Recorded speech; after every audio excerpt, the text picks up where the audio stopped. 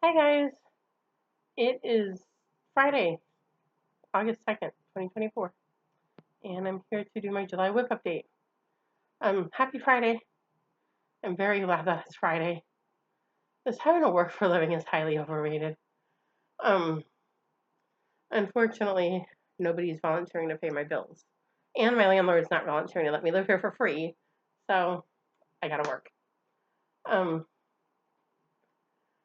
so July was a decent stitching month. I almost finished my categories on time. Like if I hadn't fallen into a rabbit hole the last few days of the month, I would have I would have finished. I'm still 125 stitches away from finishing, but I was very close to finishing on time. Rather than being like 400 or 500 stitches away from finishing. Um, so um, so yeah, I did some stitching. I had a new start because it was my birthday, so I did a new start. I have a little bit of stash. I have some other things that I've been doing, including the rabbit hole. Plans, categories, arbitrary August. So here we go. Whips. These are kind of going to be in random order. They're just kind of stacked here, and they're just in random order. Um, this is my piece that I divided into 12 parts to finish it this year. And I was on vacation for almost 3 weeks in July, from July 4th, and I went back to work on July 23rd. So almost 3 weeks. And one of my goals was to finish the March block and the May block. And I did that. I finished the May block on my last day of vacation on the Monday. I went back to work on Tuesday. I spent Monday doing this May block so that it would be done. But here is Linus the Trick and the Treat by Furry Moon. And there's the whole thing. And the witch's shoes right here were the May block, and the scarecrows were the March block. So I finished them both. 803 stitches to finish both of those blocks. The August block, which I'm probably not going to do in August, the August block is so the June block goes right here. This is the big gravestone block that has the Angel of Death and the RIP with the gravestone.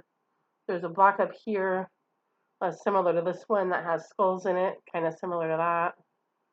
And then the August block goes right in here, and it's a witch's block. It's also similar to this block, but it's a witch's hat. No, it's a witch on a broom. So that's the August block, and there's a couple of little motifs that go in this space up here.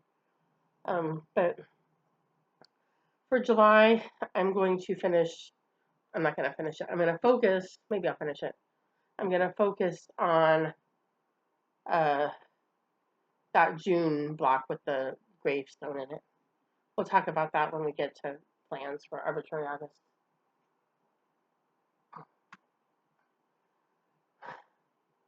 Next up, oh, I did that. That was one of my categories. That was for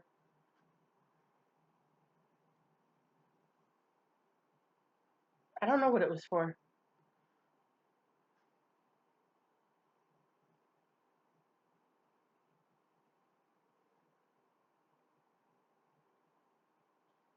July categories. Older than 2022, a project you started before 2022. I started that in 2011. This is my alternate that I use if I don't want to do the category or if I don't have anything to fit the category. And I had two of those this month. I used it for two different categories. Um, so I did 300 stitches on it, and you saw this like every month last year, and this is the first time this year it's gotten any attention. This is my dog, and there's my dog, and I use this for fandom because fandom's not really my thing. I don't really have any fandom. I guess if I had wanted to, I could have used my Thomas Kincaid piece because there's definitely a fandom around Thomas Kincaid, but I didn't want to do that.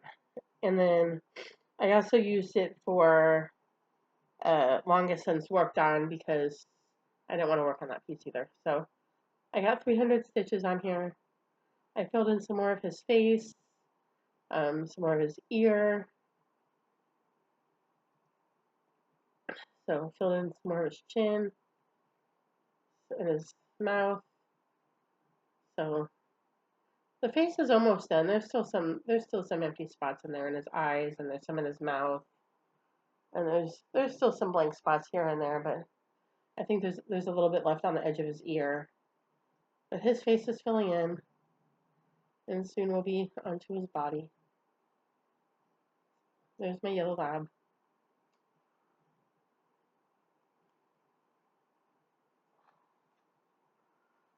This, my problem child. So this one did not get as much attention as it might have otherwise because I did take almost 3 weeks off work. So it only got I think it got about 7 stitching days, and there were 2 more days this past week, Tuesday and Wednesday, that I could have stitched on it when I was in the office, and I didn't. So last Thursday, in my last video, I talked about how we have these interview days where our team sits in the lobby and takes all the interviews all day. It's like every other Thursday. So last Thursday was our day, and we usually bring food, but we didn't that day, and we decided, you know what, it's kind of a hassle to do it that day, really, because then you're sitting in the, you know, you're sitting in the lobby, you got this food on your desk, and then you got to interview, and you got to move the food, and you can't, So we decided instead of doing it on Thursday, we just decided we would order pizza, and we would kind of have a team pizza party on Tuesday.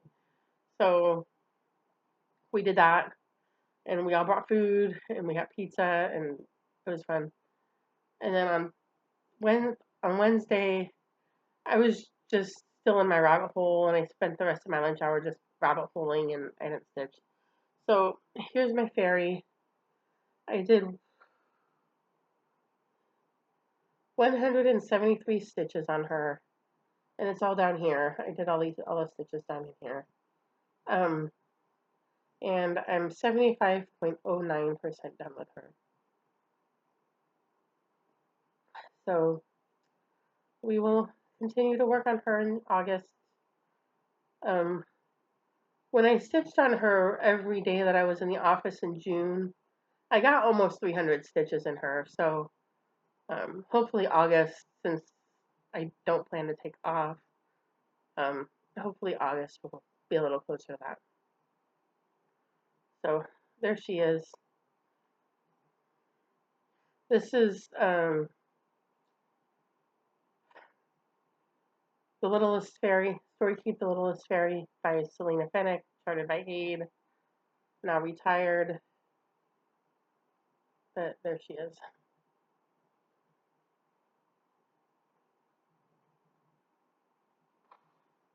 Another project you saw sometimes last year, but a lot in 2022, and this is the first time it's gotten any love this year. This was for,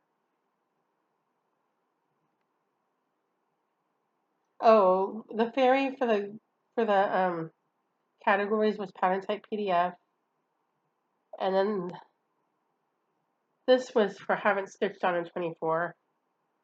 This is Under the Evergreen by Teresa Winsler. I've only done 100 stitches in this, and this is what I need to do that other 125 to finish my July categories.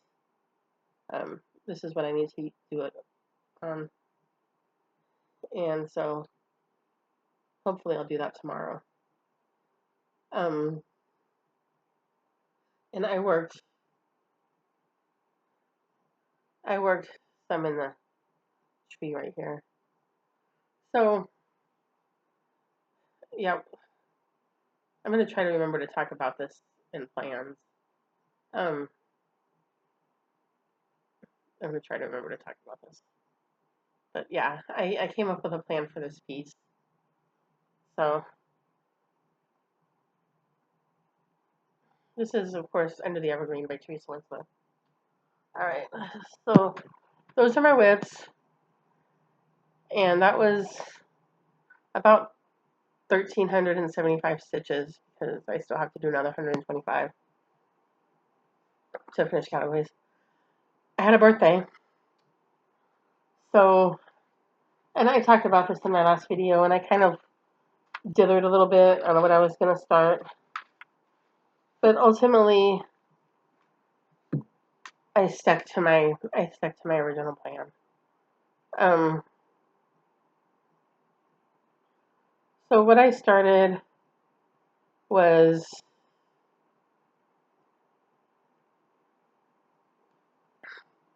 Emily's Bliss by Summer House Stitchworks.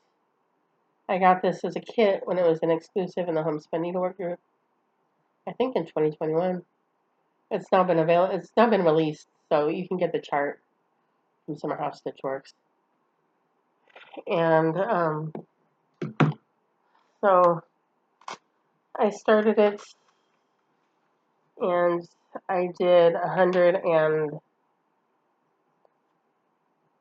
150 something stitches, 54 maybe, 58 something. So I did the E in every.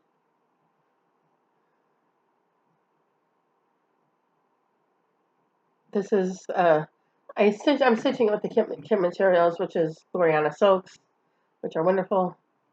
The fabric is Wichelt, which is not my favorite. It's kind of stiff, and I don't love Wichelt fabric, but it's fine. I'll survive. So there it is. So that's what I worked on.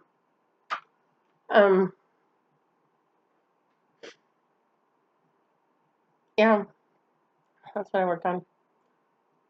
I'm gonna do the rest of those stitches and Under the Evergreen. I'm gonna try to do them tomorrow. Every day I keep thinking, I'm gonna do it tonight. I'm gonna do it tonight, and I'm always sidetracked in a mix of this rabbit hole I've fallen into, and honestly, I keep falling asleep.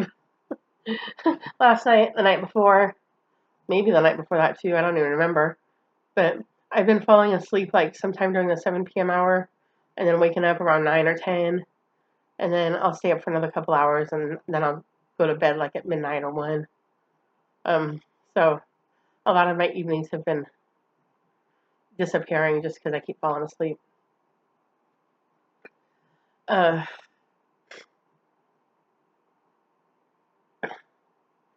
So plans. We have categories and we have arbitrary August. Categories. August categories closest to a finish. That is Happy Birthday. Not because I've done a whole lot on it. I've done some on it, but it's really small. And I was supposed to have finished that already in July. That's one of the things that was one of my goals for my vacation, is to finish that. Because my friend that I wanted to give it to her birthday was on Wednesday, July 31st, and I did not finish it. In fact, I did not stitch on it at all in July. So I'm gonna work on that. Stitch along. I think I'm gonna use Poppy. It was a stitch along that we started for Vic Gable Stitch and Buttons' birthday in 2022 or 2020. I think it was in 2020. 2022 is when we started Bella Filipina for her birthday. More than 50 colors. I'm going to use Under the Evergreen. Geometric. I'm going to use Dreidel Dreidel. I think that counts.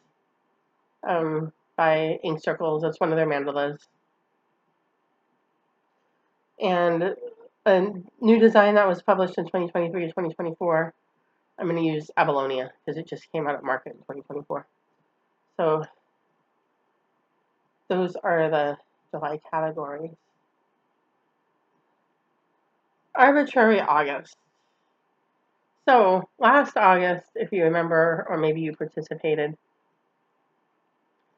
We did Arbitrary August, where you put your whips on a wheel and you spin the wheel to find out what you're going to stitch on. And so, and then you have to have some sort of criteria about when you're going to spin again. So I've decided I'm going to spin, I'm going to do between 1 and 200 stitches. I can stop at 1, I can go up to 2, but I'm going to spin every 1 to 200 stitches. And I originally started with 12 whips on my wheel, and I cut it back to 9. And the whips that I chose are ones that I've been kind of trying to focus on, or ones that fit in August categories. So I'll show you my wheel. I'll tell you what I picked. There's my wheel. Tiny Decisions. So I have Linus the Trick and the Treat, Bells of Ireland, Travel Memories, Retrievers, Babylonia, Dreidel Dreidel, Happy Birthday, Under the Evergreen, and Poppy. So I picked Bells of Ireland because it came up on WhipGo, and Vic. Vic and I are sort of slowly racing to finish her, but neither one of us really works on her very often. So, and I want to finish Happy Birthday, I want to finish Travel Memories, and the rest of them fit into the categories. So, and Linus the Trick and the Treat is my monthly one that I'm behind on. I'm caught up through May or in August. So, so for Linus the Trick and the Treat, I want to focus on that June gravestone block. In fact, let me pull it up because I keep talking about it. I'll pull it up and show it to you.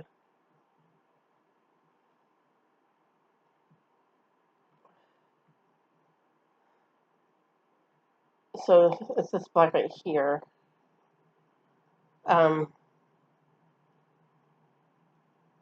So I'm gonna focus on that. So every time that gets called on the wheel, I'm gonna try to do 200 stitches on it every time it gets called, and see how far I can get on it. And the reason I picked that is because that block, of everything that's left on that block is the one that kind of daunts me the most and intimidates me the most. Not because it's hard, just because it's big and it's a lot of stitching. That grave block is a lot of solid stitching. So I'm like, let me just do 100 stitches or 200 stitches at a time on it and kind of chip away at it. So that's going to be the plan for that for Arbitrary August. And then Under the Evergreen,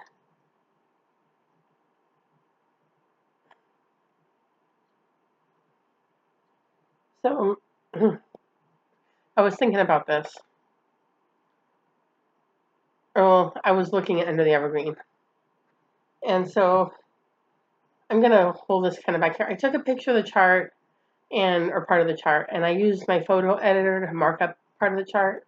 And I'm going to try to hold it far enough back that you can see what I'm talking about, but you can't read the chart. So you can kind of see what I'm talking about, I think. So see this circle right here? This is the part of the tree that I've been working on where I did that 100 stitches this month. This over here,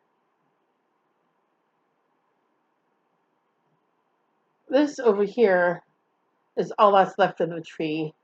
Plus there's a little bit under here. There's a little bit more tree underneath the Jack in the Box's lid. But this is most of what's left of the tree. And I think it's about 600 stitches, maybe a little bit more with the bit that's under the lid. So, and after that,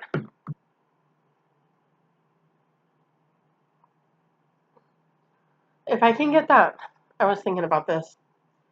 So,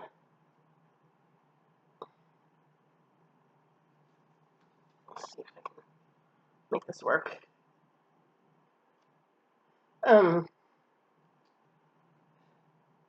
So, if I can get the tree done, that's this part over here. All that I have left is the rest of the Jack in the Box, and the doll. and the drum right here, the rest of the horse and the rocker and the saddle. There's a bunch of carpet. There's a spinning top here. Um, and I think that's it.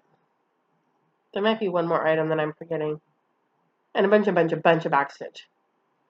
So I'm thinking that if I can get the tree done this year, or even if I just get the top part of the tree done, I still have to do the bottom part.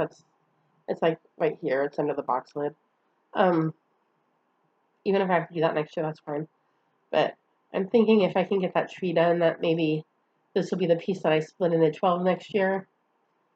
And I actually made a list on my phone of how I would split it up with two goals in mind. One, I'm not doing all the backstitch in 1 month, and I'm not doing all the backstitch at the same time. Like, I'm not spending 4 months doing backstitch. And two, I split the carpet into two pieces. So I have the carpet this is mostly done. There's a little bit more that is underneath the horse, and then the part that's in front of the horse, and then there's the carpet that's over here behind the horse. So I split that into two pieces. So I worked it out on paper where I do have 4 months of back stitching, but I've spread them out, and I have 2 months of carpet, and I spread those out. And then all of the rest of the elements, the doll, the box, the drum, the saddle, the top. Oh, the border. That's the other thing is I gotta finish the border. I'm like, I know there's something else. I spread those out through the rest of the months too, so that I have, a little bit of work like the back stitch. The toys are not that hard. Um, so I have things that are a little less pleasant and things that are a little easier, and I kind of switch them up. So if if I can get that tree done, or at least a good way done, um, maybe this will be the one that I divide into 12 next year to finish it. So there's that.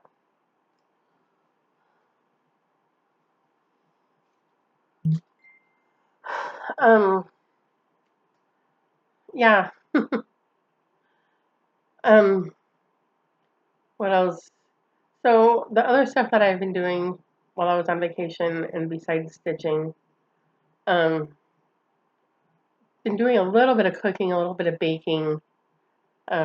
I made some blueberry oat bars for our little work party the other day.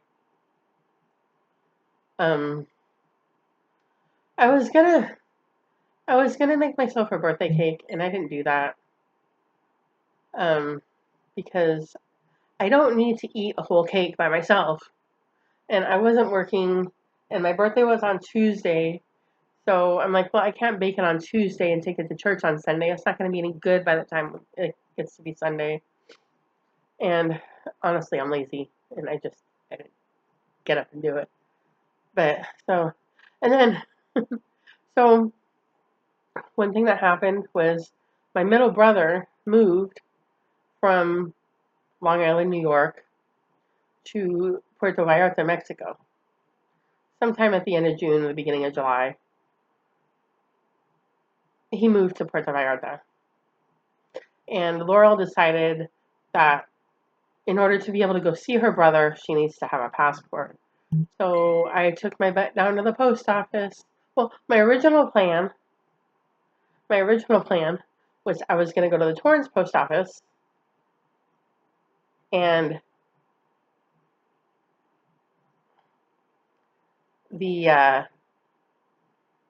bakery is around the block. And I was going to go over there and, I was going to go the day before my birthday.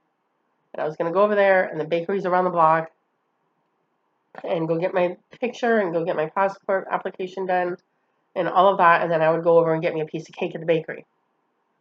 Well, on the Monday before my birthday, I got all my documents together and I made all my copies and I did everything that I was supposed to do.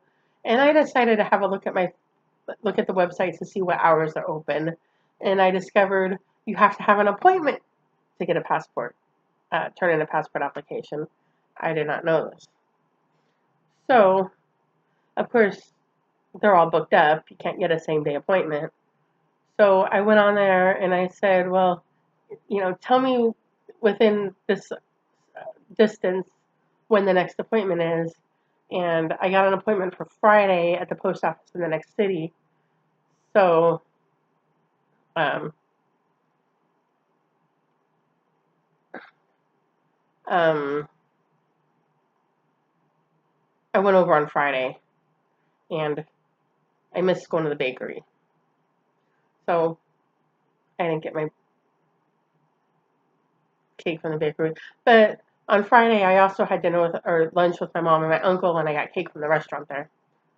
So, and actually on Tuesday, on the day of my birthday, I went out to dinner with a friend, and then I ordered me some cake from DoorDash because I was gonna order it from the restaurant, and I didn't understand. I think he may have forgotten, or I don't know.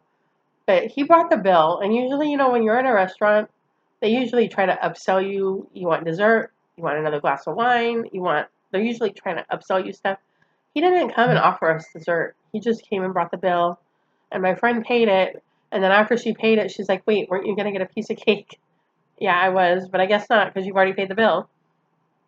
So she brought me back home, and I just ordered myself a piece of cake off DoorDash. So, um, uh, so I got cake. I turned in my passport application. That was an expensive little adventure. Um, I'm going to try to convince my other two brothers to go with me. I know that they both have passports, so I'm hoping that all four of us can get together, maybe in Mexico. So I did that. And then the other thing that happened, and this is the rabbit hole I've been in for the past few days, is genealogy. So, and I talked about this a little bit last month, but um, so on the Ancestry website, if your matches have put their location in, it displays it on a map. And I kind of ignored the map. I don't really pay too much attention to it. But one day last week, I just decided, you know what? I'm just going to look at this and see where it is. And of course, I live in Los Angeles, so I zoomed in on Los Angeles, and I saw that there was a match who lives in Pasadena. And um, so I looked at it, and it's on my dad's side, one of the 75,000 matches on my dad's side. And I messaged her, and I said, hey. And she said, well, let's figure out how we're related. And I'm like, that's fine if you want to, but you're going to have to help me because I know nothing. I know, like, on my dad's side, I know, like, his parents and grandparents, their siblings and their children and some of their grandchildren. And that's about it. I don't know anything about uh, his aunts or uncles, or anything beyond that. Once you get, his parents were born in 1906. His grandparents came over here in 1899, 1900. And before that, you got to go back into Europe and you got to go back into Eastern Europe and all these countries that have been torn apart by war and by the Holocaust. And just names have changed and borders have changed and names of, well, I said that, city names, country names, family names coming through Ellis Island, just all kinds of stuff. And it just intimidates me and I don't know how to do it. And a lot of those records are not digitized. And um, so I don't, and honestly, because my dad's family is Jewish, there's probably a lot of really sad things in there having to do with the Holocaust. And so I don't, I haven't tried to delve too deeply into that. Um, so I told her, if you want to, that's fine, but you're going to have to help me because I know next to nothing. But she already had an idea just looking at our shared matches. And I'm thinking that she already has quite an extensive history in her family. Just looking at our shared matches, she was like, oh, it could be through this aunt and uncle of mine. I'm like, okay, great. So maybe we'll figure it out. But she's going to have to help. And then I zoomed in again, And I found another match who lives right here, and she lives about 2 miles from me. And so I messaged her, and I was like, "Hey," and I was glad. I wasn't sure she was going to answer me, but she did, and I'm glad she did because she is in a group of matches that I'm trying to place on my tree that belong to uh, my mom's mom, my great grandmother's family, because I have them mixed in with another group of matches that I'm trying to sort of sift out. So I'm trying to determine which ones really belong to my great grandmother and which ones do not, because the ones that do not might belong to my great grandfather's birth family. So, and as I've been setting aside these matches, I'm realizing that a lot of them actually belong to my great grandmother. So I was glad to get in contact with her because her and her mother are in my matches, and I've been trying to figure out where they fit, and they don't have any trees. And when I talked to her, I found out her mother was adopted, and so she doesn't know. And I'm like, well, that explains why they don't have any trees. So now I'm sort of working with her and trying to help her find her mother's family, and then that'll help me fill in my tree. And so I've been in this rabbit hole trying to put matches on my tree, and hopefully I'll get to meet up with her. We did have a little bit of a conversation about meeting up, so that'll be fun, and uh, hopefully we can make some progress. She says she's been busy with other stuff the last few years and hasn't really looked at it, but she has some information, and I'm trying to find some information. Anyway, so that's the rabbit hole that kept me from finishing my categories and all of that. Um, and I know you came here to hear about my genealogy adventure. Um, so just a little bit of stash, not a lot.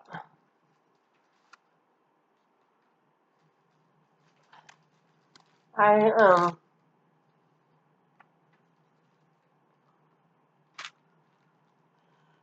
I participated in the July Friday Night Fight Night on Bestitch Me, and I got 2 pieces of fabric. This is I'm just gonna leave this in the plastic, but this is 28 count Lugana, a little classy, nice neutral, and this is 28 count Lugana. This is 32 count Lugana. This is this doesn't have a name. The name's not on here, but it's a very beautiful blue. It would make a very nice mermaid fabric. And Brandy at Bestitch Me sent a free skein of silk to everybody who participated in the Friday Night Fight Night. And so I got this 50-yard skein of this light blue. It's very pretty.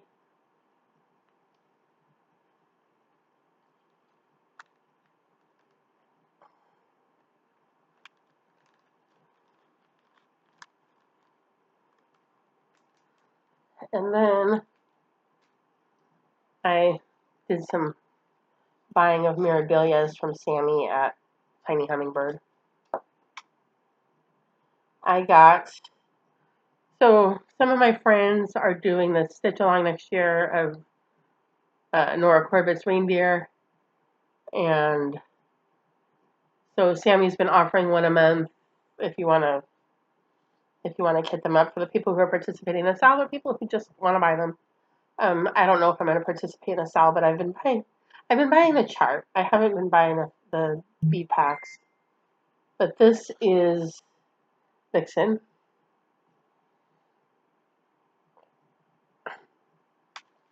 And if you want to participate in the sale, I think they're starting in February.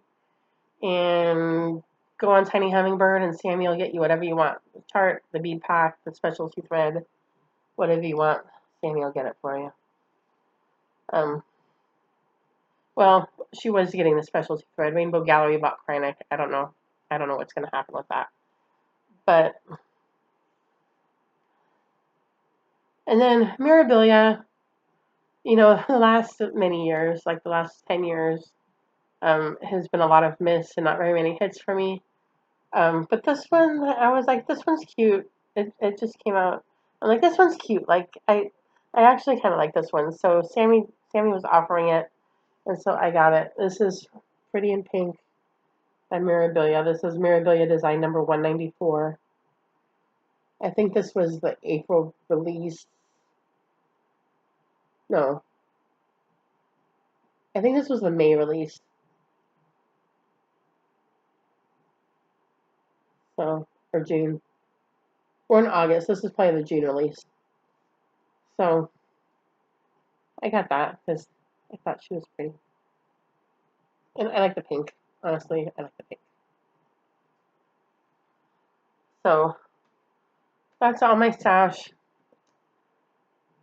And that's probably about it for me. Um, yeah, so August, as soon as I finish these July stitches, August will be spinning the wheel. We'll see how it comes out. I don't know. But,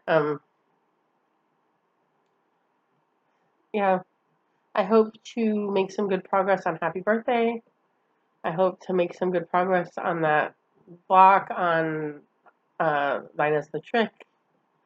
I'd like to get back to Travel Memories. Mr. Man that I'm stitching Travel Memories for is sunning himself in Barbados.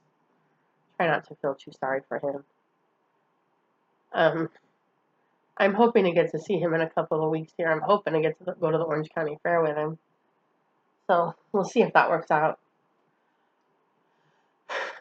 So, I guess that's all for me. So happy August, happy stitching, and I will see you next month. Bye.